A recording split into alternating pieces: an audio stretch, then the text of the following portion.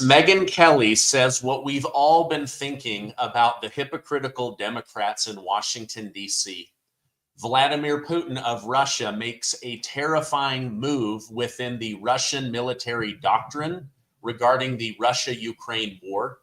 And Trump nominees continue to impress Republicans and scare the living crap out of Democrats.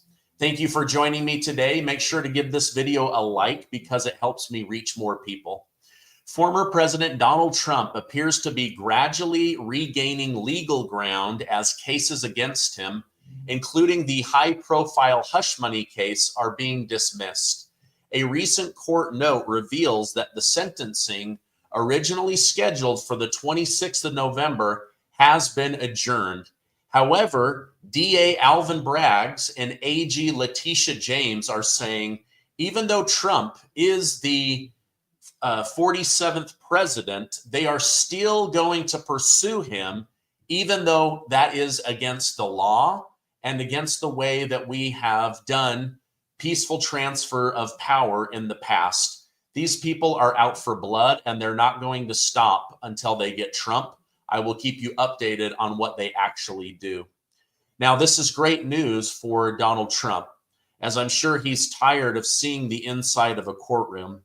As many of you know, a sitting president has certain legal immunities. That means that no indictment or prosecution can be brought against him while he's in office. While some would love to see him serve as president from a jail cell, these legal prosecutions are in place to ensure that the leader of the free world can carry out their duties without distraction. Trump's Attorney General pick, Matt Gaetz, is continuing to struggle to get the votes needed to secure his confirmation. According to CNN News, Trump is actively reaching out to senators to lobby on behalf of Matt Gaetz as their hesitation and grumbles grow. For those who haven't been following, the hesitation is mainly coming from sexual misconduct allegations brought against Gaetz by the DOJ many years ago. And due to Trump's call to make him Attorney General, some now want to examine the findings of a House ethics report before making a decision. Now, this information was leaked by computer hackers. And many are saying that he needs to be put in place because he will be a brilliant bulldog of an attorney general, while others are saying we can't have him in if there's this sexual misconduct. However, even Merrick Garland, the current attorney general, saw no path or evidence and dropped the case against Matt Gaetz. However, Charlie Kirk has now publicly defended Matt Gaetz by calling the credibility of the witnesses into question. Oh, you mean the anonymous ones? In a post on X, Charlie Kirk stated, "I've had enough of this so-called House ethics report on Matt Gaetz. The underlying allegations are so laughable and flimsy that the only purpose of it is to smear Matt Gaetz' name. Here are the facts. The report comes years after the DOJ dropped its investigation into the same claim. Why did the DOJ drop the investigation? Because the claims hinge on the testimony of two witnesses who have such gaping credibility issues that even the Department of Justice under Biden, which hates Matt Gaetz, knew no injury would ever convict him." Now, Charlie Kirk further explained that the main witness, former politician Joel Greenberg, is a career criminal who literally made false accusations against a politician before. For some background, Greenberg was a friend of Matt Gaetz who turned on him after Matt Gaetz refused to help him get a pardon from former President Donald Trump. As an outsider, it seems entirely possible that Greenberg would lie to investigators in exchange for a plea deal agreement, and that's what he got, a plea deal agreement. So what did Greenberg claim? He claimed that Matt Gaetz had inappropriate relations with a 17-year-old minor, which is the same minor Greenberg admitted to having relations with himself. Now, according to Charlie Kirk, an inmate who shared a jail cell with Greenberg told federal agents that Greenberg admitted to him that it was a lie. Greenberg also reportedly told the inmate that the 17-year-old victim, who is now an adult, would be willing to lie for money. Charlie Kirk claimed that this part seemed to be confirmed by text messages of Greenberg admitting to paying for her bills. Now, I couldn't find the story Kirk was referencing, but this is what he said over on Twitter. Now, let me know your thoughts. So you have somebody with a vendetta who didn't get a pardon and went to jail. You then have this man's jail cell inmate saying, he fully admitted to me that this is a lie. And there are also text messages to back up the fact that it is a lie. Now, let me know over in the comments, what do you think? Do you think that this is a made-up story by the demon rats to smear Donald Trump's AG? And the biggest question for me is, after investigating this, why did they drop it? Why did Merrick Garland, who has pursued every avenue he can to get Donald Trump and Donald Trump's associates, lawyers, why would this guy suddenly say, drop the case? It only became an important issue once he was going to be the attorney general. Now, don't be surprised if Merrick Garland suddenly does an about-face turn, because one of the big names that is going to be investigated is Merrick Garland. He himself is going to be investigated by Matt Gaetz. Now, during the DOJ's initial investigation into Matt Gaetz, it was found that Matt Gaetz transferred money to Greenberg, but this was not conclusive evidence against Gaetz.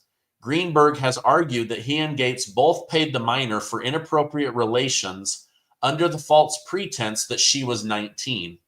At the end of the day, you're going to have to make your own decision on whom to believe.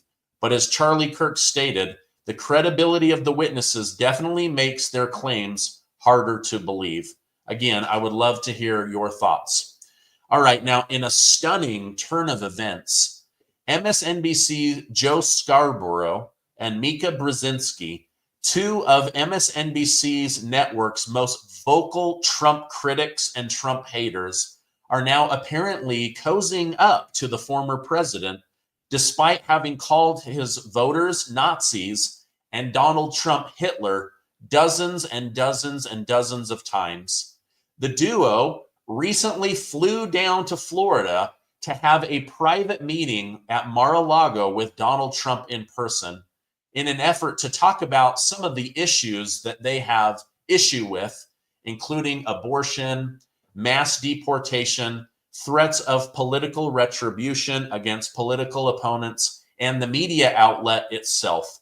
By the way, many people now believe that Joe Scarborough, who used to be a Republican and is now a staunch Democrat, was actually a huge Donald Trump fan. Here's where he got butthurt and took a U-turn. From what I am researching, Joe Scarborough was at the top of Trump's list to be selected as vice president.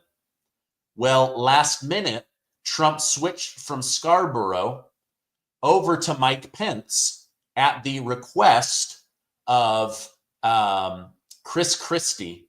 So Chris Christie, who used to be good friends with Donald Trump, said, no, Donald, you've got to put Mike Pence in. You could use him to increase white votes. You could use him to increase the Christian vote. He'll be great. He's really bland, and the American people will like him. Well, they dropped Joe Scarborough, and now his feelings were hurt. Same thing was happening with Mark Cuban. Mark Cuban was supposed to get a role in the first Trump administration, but when he was passed up, he suddenly became a Trump-hating Democrat. Really interesting. Now, conservative news commentator Megyn Kelly did not appreciate their hypocrisy. She fired back stating, I searched for a way to respond appropriately, and I called on my 10 years as a litigator, in addition to my now 20 years as a journalist, and I think I found the perfect phrase. Go F yourselves. Go F yourselves, you dishonest jokes of faux journalists. How long have you been telling us that Trump's an existential threat, that he's Hitler-esque, that he's a fascist, that women will die if he gets elected. Well, they've done a 180. They've done a 180 at their ratings circling the bowl. This is so juicy. Let me know, is Megyn Kelly right? Is MSNBC dropping in ratings so quickly that Joe Scarborough and Mika Brzezinski were forced to go bow down and kneel in front of Donald Trump? Or do you think they actually have good intentions and want to heal the rift between the two? I mean, the fact that Donald Trump was willing to take a meeting with them is actually very telling of Donald Trump. But I think that these two are fake. They've lied to us over and over again. Literally, they are telling us for months that Donald Trump was Hitler reincarnated, and now they're down on their knees begging him to be their friend. Something is very, very off. I hate hypocrisy and I hate lying. Now, this flip-flopping is just a bad look for MSNBC, Scarborough, and Brzezinski. It's further proof that the media doesn't even believe what they say. If these people really believed that Donald Trump was worse than Adolf Hitler, they wouldn't go anywhere near him. But instead, they privately fly to meet with him at his home in Mar-a-Lago. These guys cannot be trusted. And if you're still watching MSNBC, shame on you, because they are fake news. All right, now I have some other big stories, but first a word from our sponsor. If you're a homeowner, when's the last time you checked the title of your home? You know, the legal document that proves you own it. If the answer is never, then you should know about a fast-growing scam called house stealing. Now, it's shockingly easy for criminals to forge documents like this. I printed these off the internet in 5 seconds. It's called a quitclaim deed. You transfer somebody's name off of their home title into yours, and boom, it's done. Here's how it works. You get a fake version of this. You forge someone's signature. You buy a fake notary stamp off of Amazon, and then you file with a disgruntled county clerk near you, and boom, that title gets transferred to the scammer.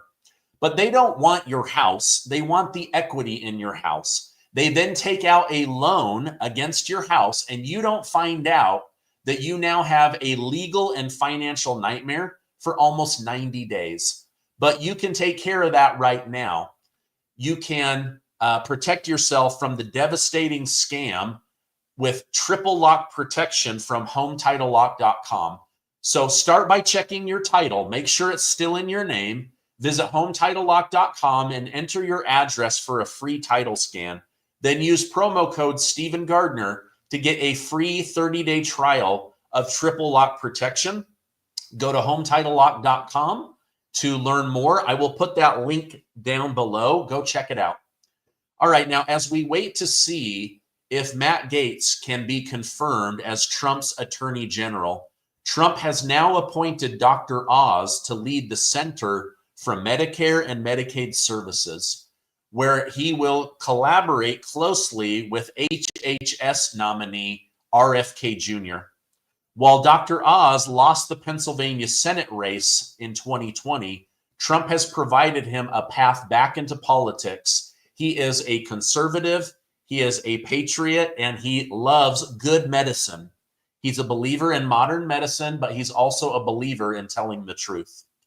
Now, Trump has previously stated he's known Dr. Oz for many years, and he is confident he will fight to ensure everyone in America receives the best possible health care so our country can be healthy again. Say what you want about Trump, but he is very loyal to those that are loyal to him, and he genuinely believes that RFK Jr. himself and Dr. Oz teaming up will make America healthy again. Now, let me know over in the comments, what do you think about Dr. Oz? I know people have mixed feelings about him. On the one hand, he was very tied into the medical system. On the other hand, I do believe that he has had a red pill moment where he realized Dr. Fauci was actually Dr. Fraudchi, and now he's trying to do his best to give us the truth. Now, this next story is absolutely insane. The Democrats are stupid. They have lost their mind.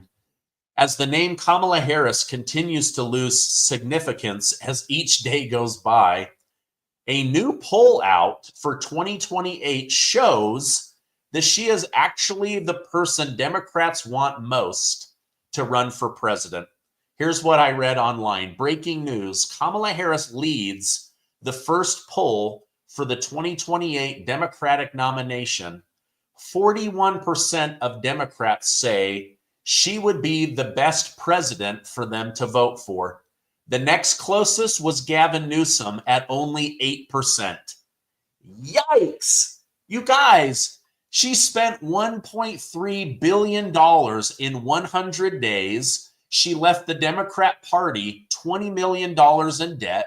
She refused to do interviews, refused to do important podcasts. She burned money faster than the military-industrial complex. And what is their response after losing? She's our gal. We must have a woman of color be the president.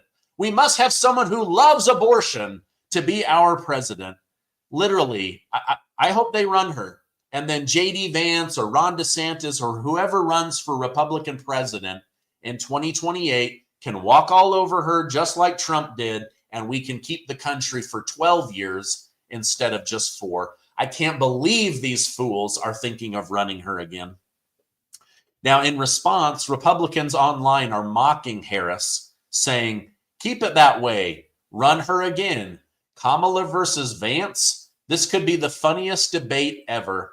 And even though J.D. Vance hasn't served as vice president yet, some are already predicting a Vance slide victory because he will have a landslide over Kamala Harris.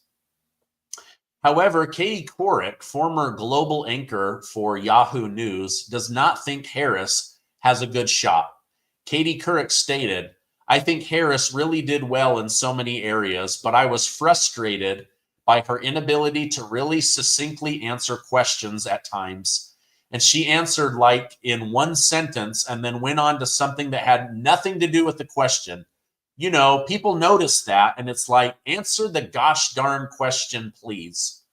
Now, many people shared this sentiment about Kamala Harris. I believe it's one of the reasons she performed so poorly. Despite having numerous celebrity endorsements, her policies were unclear and her communication skills were terrible. I've been saying the American people aren't dumb, and they proved it by not voting for her. But the Democrats, yikes, they haven't proven anything yet if this is the person they really want to be their next presidential nominee. Oh, gosh. All right, now, if Biden's recent escalation of World War III wasn't already concerning enough, Vladimir Putin has revised Russia's military doctrine at the Kremlin, which significantly reduced the threshold for the use of nuclear weapons. The updated document permits Vladimir Putin's strategic forces to deploy tactical nuclear weapons if Russia or Belarus are attacked. Now, this is terrifying, and I have a retired colonel coming on later today to help me better understand this for you. But essentially, Biden orders Ukraine to attack Russia. They do. Russia says, we are going to retaliate. Now, we don't know if they're going to hit another NATO nation, if they're going to remain calm until Trump is in office, or if they're going to hit Kiev faster than they can even defend themselves. What's really scary to me is now the United Kingdom is saying, we're sending more missiles and permission to hit Moscow. Germany is saying, we're sending more weapons and permission to hit Moscow. There's also 800,000 troops being readied in Europe right now. This war is not cooling down like Trump wanted. It's actually escalating. And I believe Democrats are trying to leave Donald J. Trump with a horrible global war just as he takes office. But I still believe Donald Trump is going to get this done, but let's hope and pray that cooler heads prevail with Zelensky and Putin, or else our children will be fighting in this war, and hundreds of billions of U.S. taxpayer dollars will continue to flow to Zelensky and Ukraine. Crazy, crazy, crazy. Hey, I love you guys. Stay amazing. Please, there's 4,500 of you on live right now. Give this video a like because it helps extend the reach and it helps the channel. Thank you guys, and I'll see you in a few hours.